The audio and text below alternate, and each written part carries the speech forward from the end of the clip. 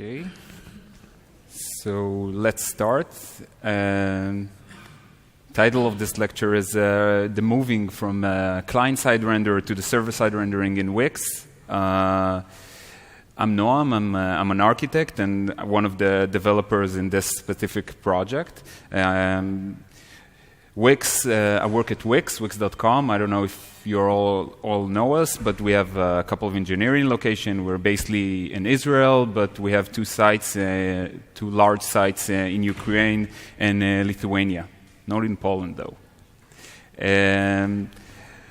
One of the services that we provide is that we provide the ability to build a website very, very easily and to manage your small or medium business in it.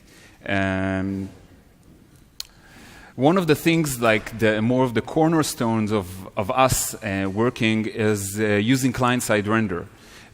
We built this architecture, we were very proud of it, and we lasted with it a couple of times. We had a few patches, we fixed it, we moved to React, we moved to a lot of several locations, a lot of different solutions, but we were very, very happy with it.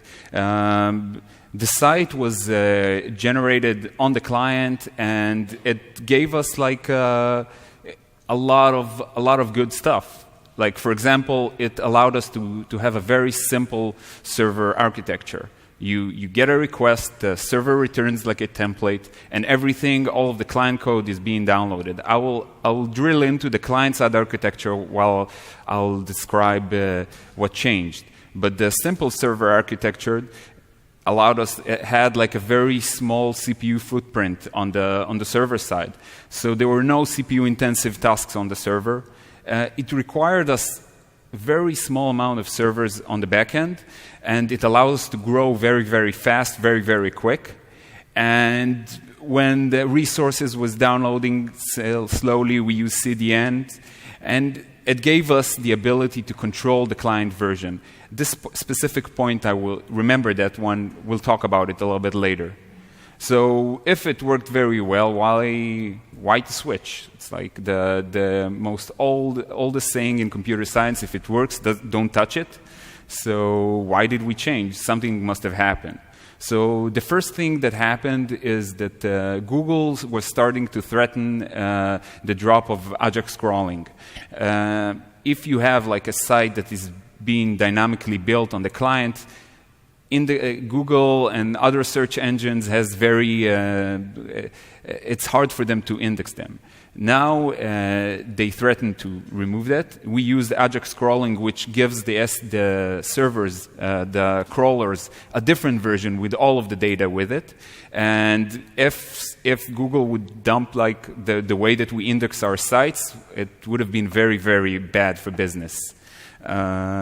Another thing is that people love mobile devices for some reason, and the increase of those devices, client-side render required many resources on the client, and the mobile devices are slower, have a lot of different problems in a different way that they work, and it starts to be a support issue. So users start complaining that their mobile sites were slow. So those 2 points were very important, but I think that the biggest threat was the Ajax crawling one.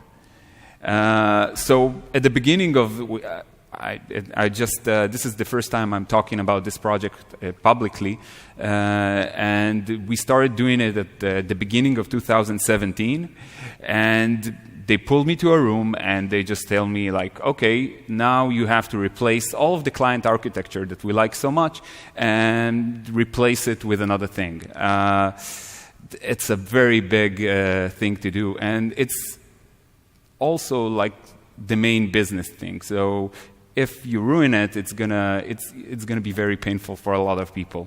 I think the first tip I give to anybody who gets to a company: if you want your name known, create a downtime. After a few minutes of downtime, everybody would know your name. The only problem with this strategy is you can do it only once. So we started at the beginning of 2017. We started deploying it at May, and by the end of the year, everything was deployed. And I can wait till the end of the presentation to show you what the effect was, but the effect was very dramatic. Most of the sites, actually these graphs are actually humble because they're not showing the client side, the mobile performance. They're showing actually the desktop performance we had later on. So in 90% of the cases, we had a drop in performance of 50%.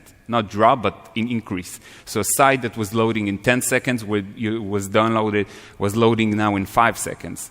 So those had a very, very dramatic effect on the way that we deliver websites. So how did we do it? I think like every other task, we try to make it work. We try not to break anything, and on the way, we try not to disturb anyone or cause any interference with the way that people work right now. Remember, everything is working right now. It's not a new project, so we have to replace everything where everything keeps running. So let's go to some of the tasks that we did in order to make it work. So the first thing was to make it work. We had to make the client code, and our client code has like a couple million lines of code, maybe 10 million lines of code, and we had to make it run on the server.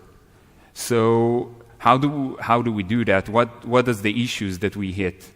First of all, we had to adapt the client code to actually run on the server because there are some things in client that can cause a lot of problems. For example, memory leaks and implicit states. So when you're in a browser, you have just one VM. When you're in the server, you keep sharing the same VM over and over again. So implicit state is sometimes a user can, like for example, if you have an experiment system and you're randomizing one thing in the browser and the browser randomizing that value, if you do that in the server, then and you store that value, then everybody would get the same experiment. So you have to avoid things like this in the new architecture. Also, memory leaks. For example, we had someone implementing a cache, and that cache would never been cleared. And what happened is that after maybe, I don't know, an hour, the server would crash with out-of-memory exceptions. So this is everything inside of a client code and not a server one. So client folks are not very well aware of it.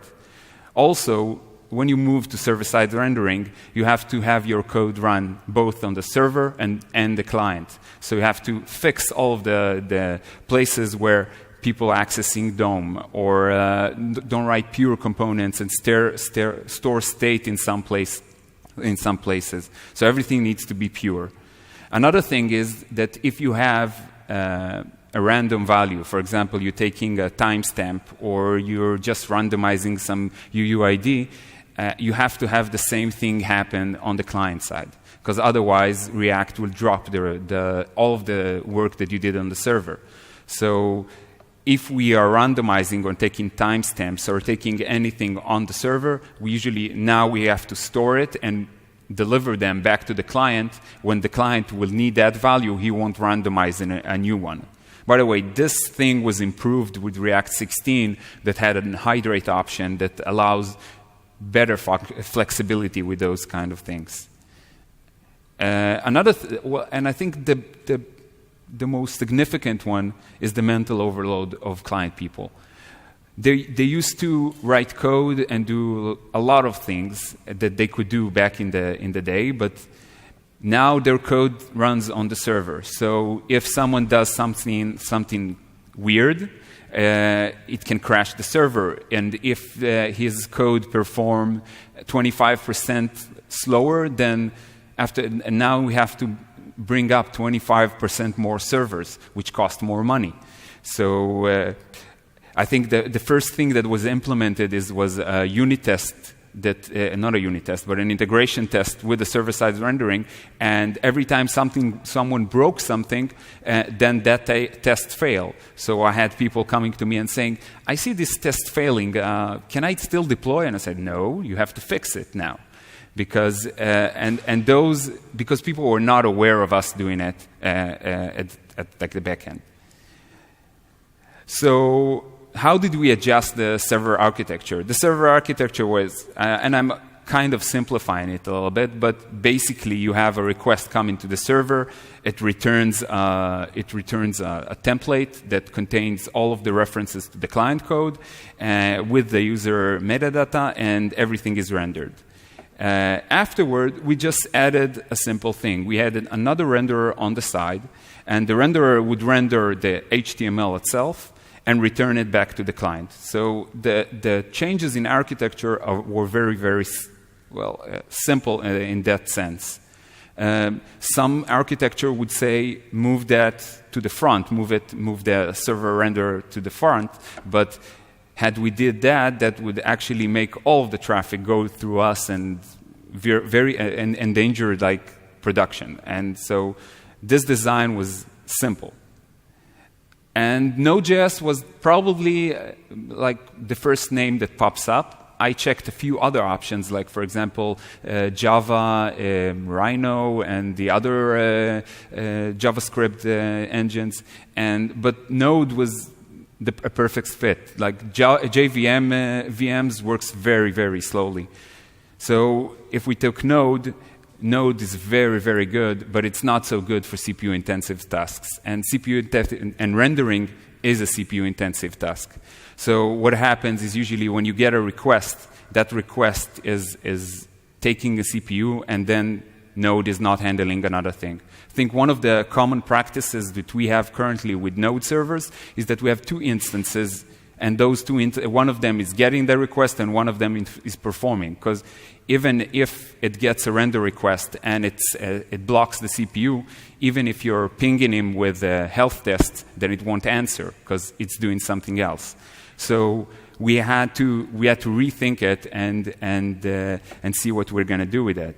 So the first thing that we did is we brought up renderer cores and node one. So we have one node, one process, the first one who answers this request, gets a request, sends it to one of the multi-threaded environment that we have in Node, because it's single-threaded, and that request is rendering the HTML. Once it's finished, it returns the response to the user, and that was very good for us. But when I created performance testing for this, I realized that the more I got like very weird results. For example, I would have like a certain performance. I have like a quad-core machine. I'm running one rendering core. It does maybe like, I don't know, 3 requests. I would expect adding another one would do 6, but it wasn't doing 6. So the graph here, even like the red one, was actually even lower. I think it got to a point where I added more cores and the rendering speed actually decreased. So once I started analyzing it, I realized that the problem is that the operating system was working against me. It would start taking a specific node process and moving it to another core, and all of those task switches were costing me a lot of time. So I used Unix, very simple command. Apparently you can do that. In Unix you can actually stick a process to a specific core. So if you use task set to do that, you're able to say that core number 0 will only handle that process. This was actually allowed me to do to scale the way that I wanted. And by the way, there is a lot of things that needs to be considered here. For example, how many cores do I want? So if I'm scaling very good linearly, I can take like a machine with 64 cores. But if you take a 64-core machine and for some reason it's failing, then you lost 64 cores of power. So I think the magic thing, we at the end we took like quad cores because it was slightly cheaper than 8 cores, but we still wanted to use a smaller rendering units.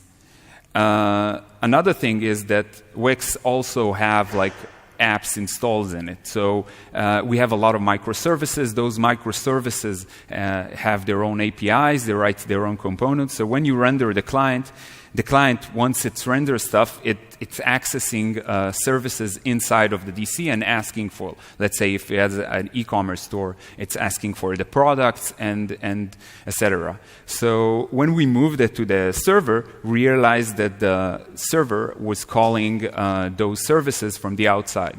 So the first thing, the simplest, I don't know if it was simple, we created this. Remember that the code has to run both on the client and on the server. So we created this buffer saying an HTTP client, and we inject a different one on the server. So to do that, if those calls are very, very expensive, now we can just rewrite those requests. So if a client is asking for e-commerce, we, on the client side, will use the same URL, but on the server, we rewriting it to use internal resources. Those, like, for example, the difference between the access on going through the outside of the data center and going inside it was, I think, 150 milliseconds against 10. So those calls were very, very expensive. Another thing is that every site has user data in it, how the site looks. It's JSON, and we store it on S3, Amazon S3, but we also CDN it. It was very simple on the client side. We just CDN that data, and everything runs smoothly. But when we started with the server, we had to download it from S3, and this was, I think, the biggest surprise I had. Downloading stuff from inside Amazon to its file storage got very bad performance, and not even like they weren't very consistent. I was using internal resources, and still I got to the point where it was 70 milliseconds, and I think it was the best thing. And also, it doesn't matter if after 5 requests it gets to 70, but it starts at 350, because the site renders usually once or twice every couple of minutes. So if they have this cache in place or whatever that fixes it, it doesn't really help. I want the first request to be fast.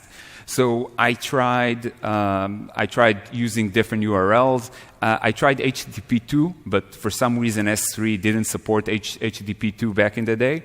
And at the end, the solution was very simple. We just put some Nginx cache in the middle, and we dropped it to, I think, like 20 millis. Now I'm stating numbers here, like 50 or 70, but accessing our service that also takes something from the database is in the single digits of like accessing. So if I'm retrieving a product from my service that access another database from the outside, it takes me 4 milliseconds. When I need to just download a JSON file and it's like 70 millis, it's very substantial. And remember, the longer it takes, the more server you need. So those decreases are very important. The second most important thing, like when you build a service like this, or when you're replacing something, you don't want to change the way people work. We had a lot of talks about developer velocity, and we didn't want to burden them. We didn't want to, like, for example, if now to deploy a client version if it was a day or a week, and we'll tell them, okay, now you have to do it, and it will take you a month. That wasn't acceptable. So everything had to be, and every service that the client folks we used to get, we couldn't hurt that as well. It's like if someone is getting a version dynamically, and you tell him, okay, but now you can't do that, and go like, no, I'm using this. This is an important feature in the development process and in the development pipeline. We can't hurt this. So the first thing was actually the flexible client version. When we had client-side render, QA was testing like a specific version before deploying it to production. Also, the client and the server pipeline were different. So when you deploy stuff on the client, it's automatically updated, and they don't need to talk to anybody on the server. By the way, also developing it and using like client code for the testing if something was breaking there, or if they had this build queue on the CI, then I would keep waiting till their changes were getting built, and it was impossible to work with. And also, client really needed a way to allow gradual deployment. They had this mechanism in place that they could say, okay, this client version will only be in Poland, and this and once they see that it works in like a couple of countries, then they would open it later on. So how do and it's very simple in client architecture, because client now it's just a URL, so you just switch the version. You could actually even do it in code, in client code, saying, okay, the version now is not 1.1, it's 1.2. It's very, very simple to implement when you work in client-side render. But on the server, client code is now a dependency. And when it's a dependency, it's really problematic. Like, if we continue, like if we said, okay, so now we have client in place, and it's a server dependency, then it would change the way that people work, because they couldn't do all of the features that they had, and they only had one version in place. So now they want to test a new version, they have to deploy the server. And deploy the server, it doesn't mean that they deploy it to one server, it deploys it to like 100 servers. So And one of the services, this is actually a pain that I see in one of the services that we have right now in production, is that for every change that we want to introduce to a dependency, we have to deploy their server. So this is, you have like now 100 people from not from your team that require you to deploy your server. And if you're not ready to deploy right now, if you want to do something big, they'll say like, okay, I have to deploy it right now. So how can we fix stuff like that? And the way that we found, it was very simple. Like right now, Node has require in it, and require works very, very simple. It's basically going through the path and just looking for that specific dependency. And it starts at like a very deep level, and then it goes one level below, another level below, another level below, until it finds its dependency. And if it gets to slash, to root, then that's it. It doesn't find a dependency, and it fails. So this was one of the hacks that we could use with Node to actually make things work. So what we did is, it's a little bit more complex than I'm presenting, but we had system folks just deploying the client versions onto the disk to our server. And now all we needed to do to load the version is just going to a specific path and look for that version. So, and again, now the client is, again, a configuration issue. So for every deploy the client does, even before it does, that system will deploy all of the client code to the servers. And when we change the configured version to the new configured version, then we have the newer version installed on the server.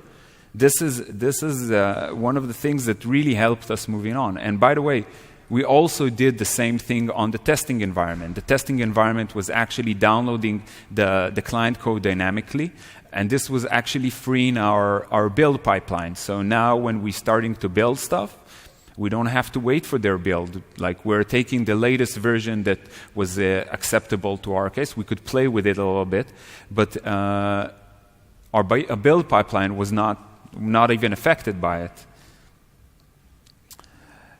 And I think once we got everything rendering and everything working, I think the best thing, even if you're considering any type of server-side rendering, use chunked responses, because rendering now takes longer. And if it takes longer, then it takes some time for the client to work. So the client is actually idle and waiting till it gets everything, and then it works. So what we implemented is just working with sending the header, sending the beginning of the page, waiting for the render, and then store it and then send it back to the client. This allows us to and the browser is working great with that, because the browser, once it gets the first chunk with the header, it starts downloading scripts, resources. It starts actually to load them, to some of them into the memory. And when the client gets the HTML or the data that we rendered, the end of the page, then everything is ready to work. So this is one of the things that everybody needs to consider if you're thinking about every server-side rendering. And it also gave us a very once we did that, actually I thought it would very benefit desktop and not client. But apparently it changed a lot of things. Like, for example,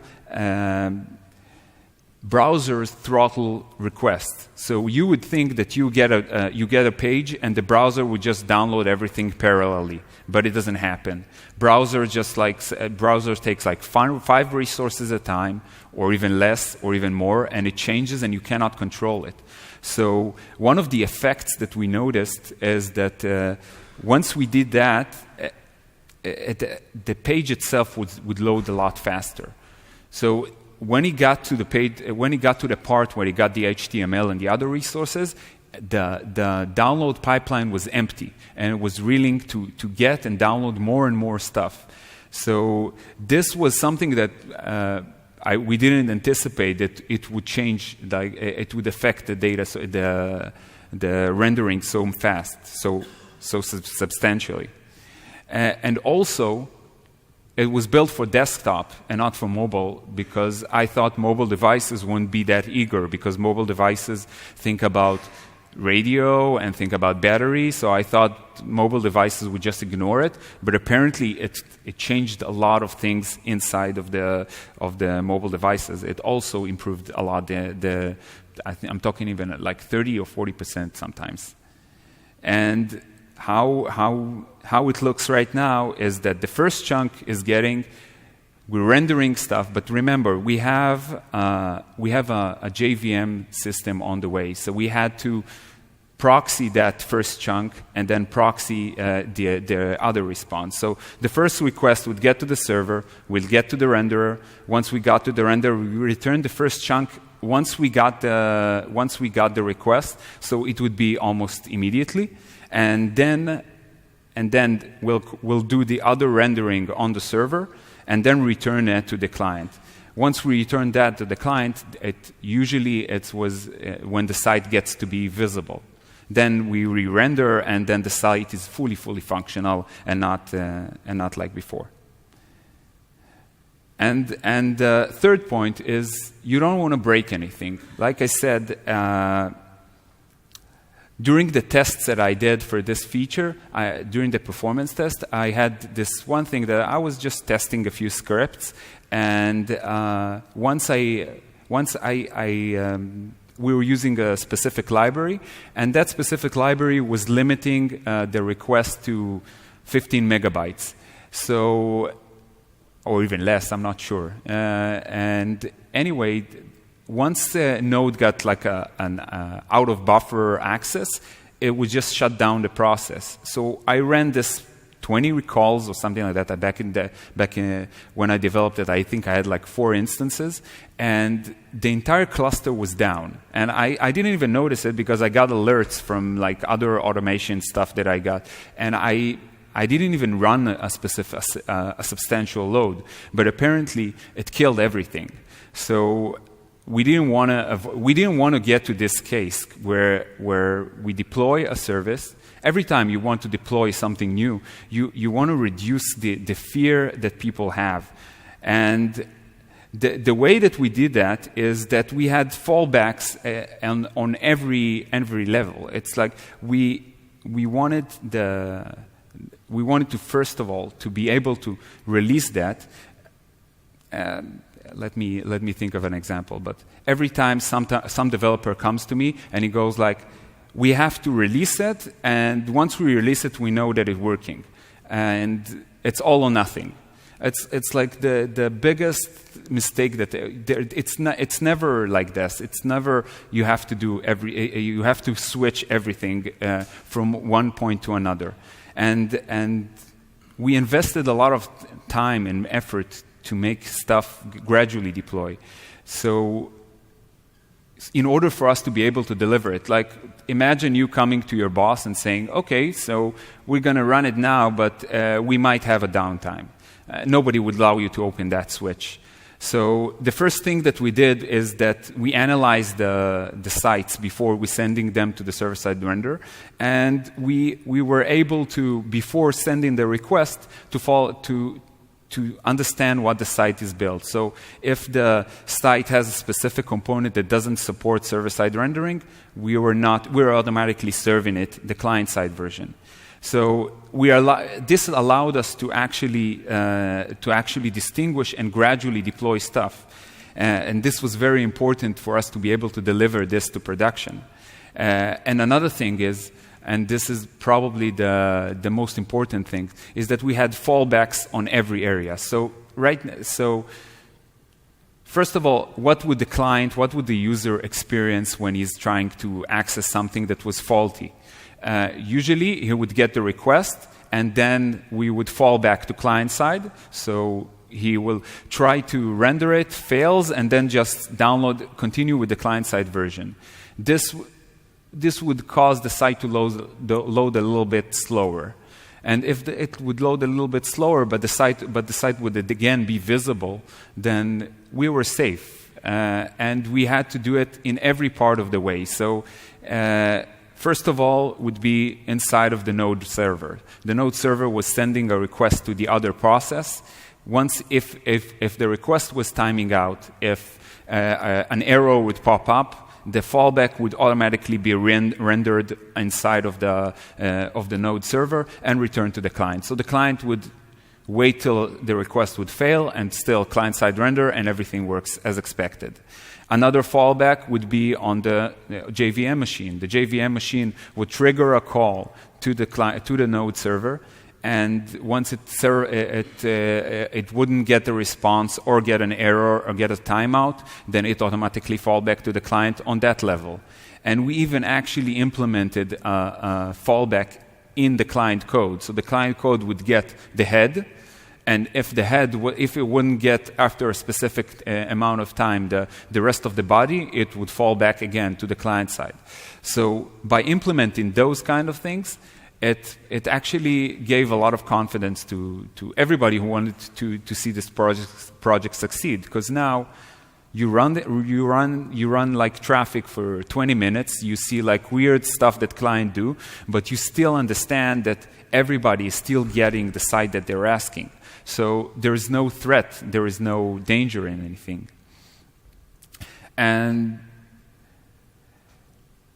I think I moved too fast on this presentation, but there are a lot of things that I forgot to mention, or I thought I wouldn't have time. I see that I have like maybe 16 more minutes, but one of the things that I didn't mention here is the effort that we had on the system side.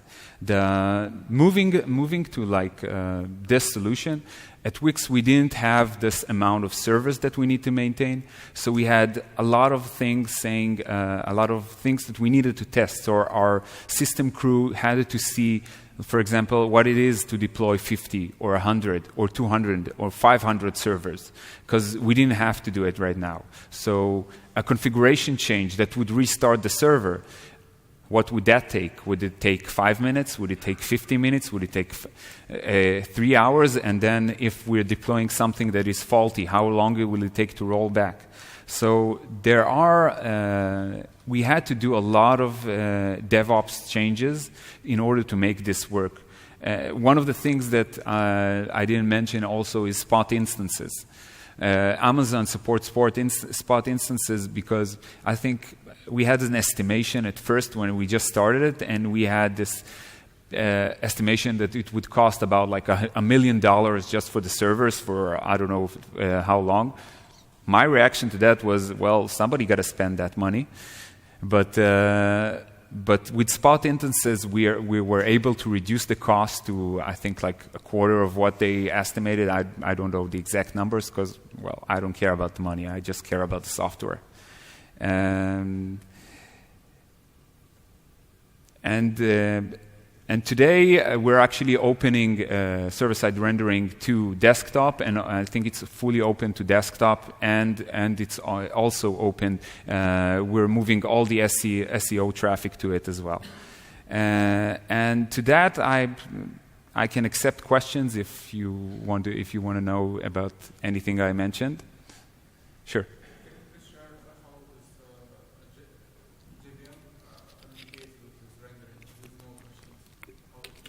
That's an excellent question. At first, we have our own internal RPC system, but it doesn't support streaming. So we tested a few solutions. One of them was trying to use gRPC with that, but I wasn't supporting streaming as well. So at the end, we built, like I said, we built a proxy, but basically we're talking with REST. So REST was used there, and once we got the first chunk, we would move it to the next hop, and this is how we did the communication. Is that? So we have some custom code there that does basically proxying of HTTP requests across our data center, and it moves through a couple of servers on the way. And by the way, this specific task that we wanted to do, we weren't even sure it was possible, because we have our servers. Between each server, we have Nginx servers that do the load balancing between the service. So, and we have 2 JVM services on the way. So now, once Node is answering the first chunk, it moves through Nginx, and then one JVM server, and another Nginx, and another JVM service, and another Nginx, I think, and then it gets to the client. And apparently it worked. The testing for it was crazy, though. A template for what? Yeah, the VM itself is it has its conditions in it, but one template. Yeah. Yes.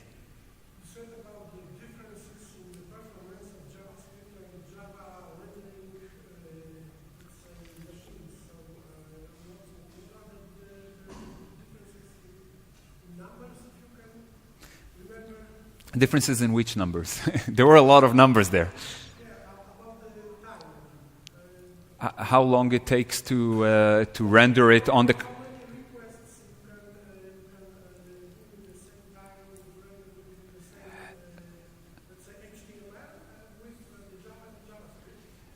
So just to be clear, we had to process all the traffic anyway. So, but...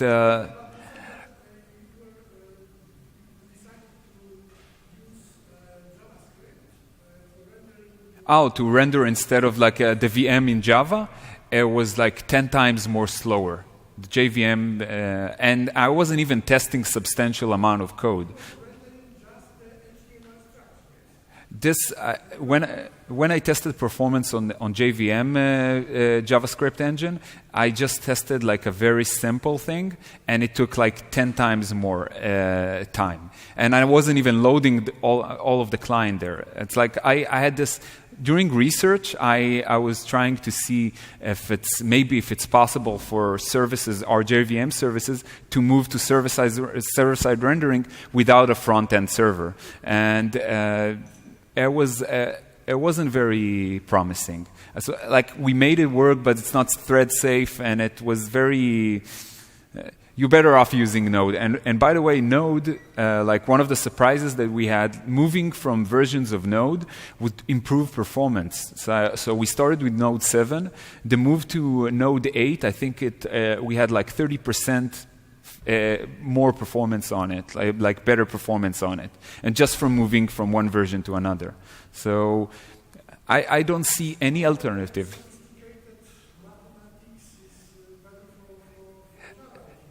It's not the mathematics. It's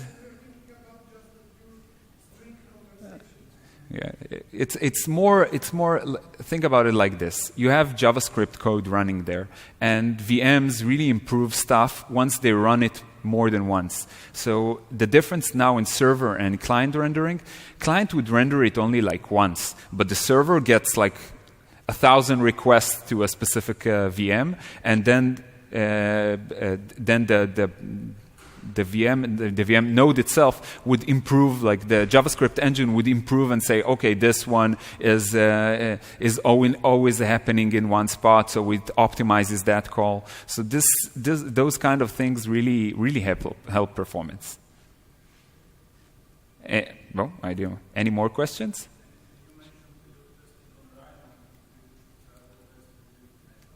Yeah, with Nash, I'm sorry, I forgot the JavaScript engine. I used the latest one. Nash one is the latest one, and it was still slow.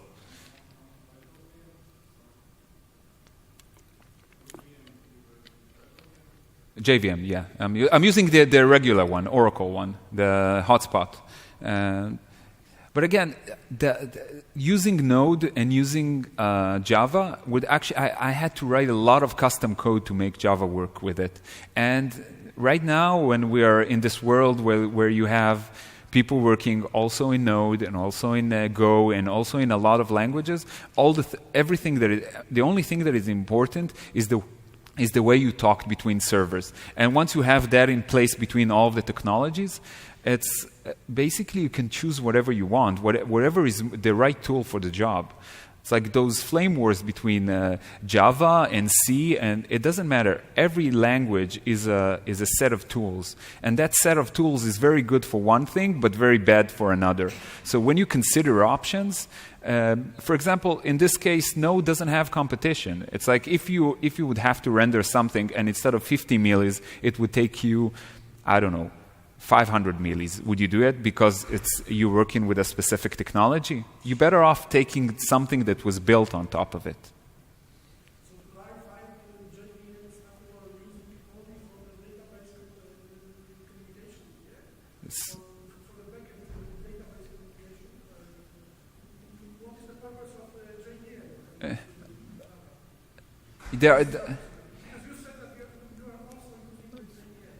Yes, we are basic at Wix. We're working in Scala, and most of the microservices are written in.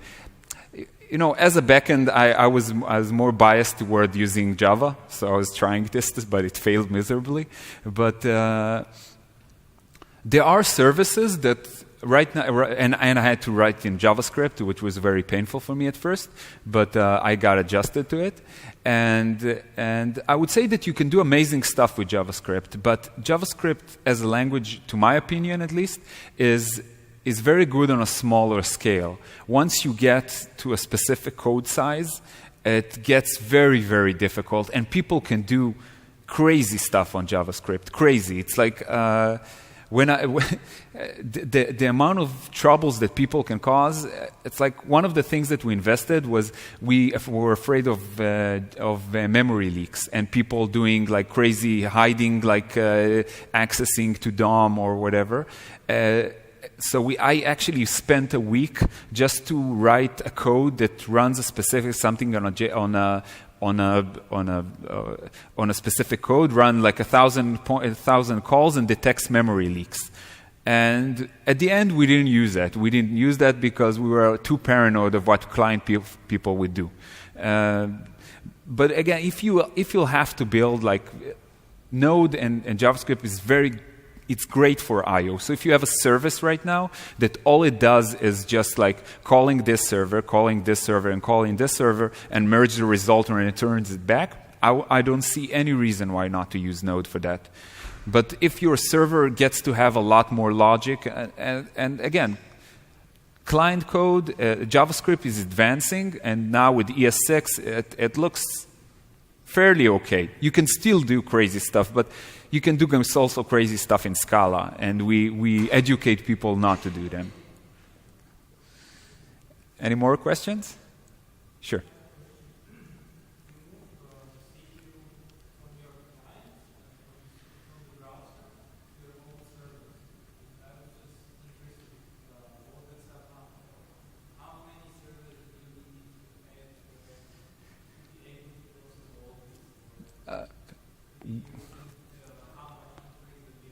The amount of servers we had before,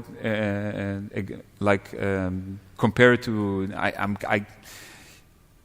I have actually had legal talking to me about this presentation, which I hate legal. So I can't say like exact numbers, but I can say it's about like 10 or even 20 times more computers than we needed. So it was a very substantial. I think it like almost doubled the amount like of number of servers we had in our DC. Almost like for all of the services and just the rendering one, I think it was the same amount. And it was, which was more funny is that when we gave like estimation of big number of servers, like 200, 300, I would think that management would be angry at me, but they actually liked it. They had presentations saying like, oh, look, we need now like 300 servers or 500 servers. So go figure. Any more questions? Sure.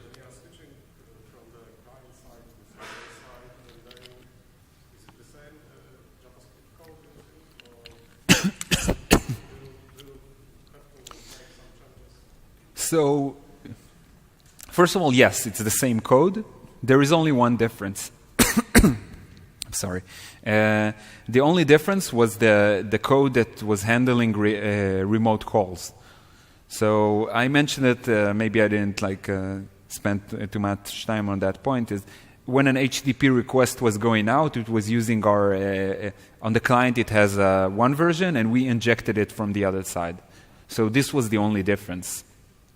And no, there shouldn't be any difference because, like I said, the code, like we don't render everything on the server. It's like you render the first render comes from Node, and you get a prepared HTML. But like other activities on the site later on, if someone switches like a page inside of it or does something, it still does another React render. Also, when you get a response, you get just an HTML. You have to hook it up into events and starts all kind of things in the client. So basically, you still do a client-side render, but it doesn't. It only happens after the user see the site, so it doesn't matter.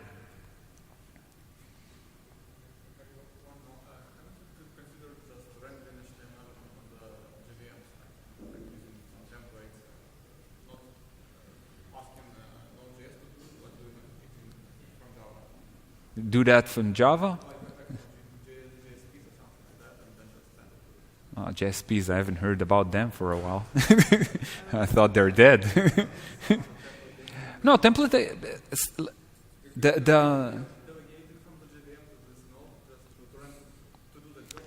Yeah, but it doesn't just render stuff. It's not like Velocity or other template engines.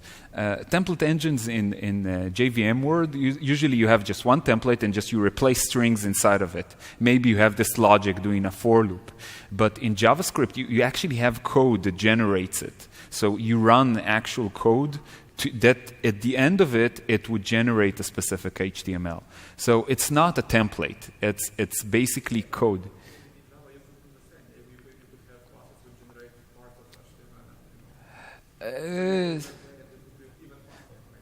I hope that client people won't hear you, but they do a lot more complex stuff. They have a lot more logic there that like handles that. As a server guy, I would think that you might be able to do that as well, but no, it's more complex than that.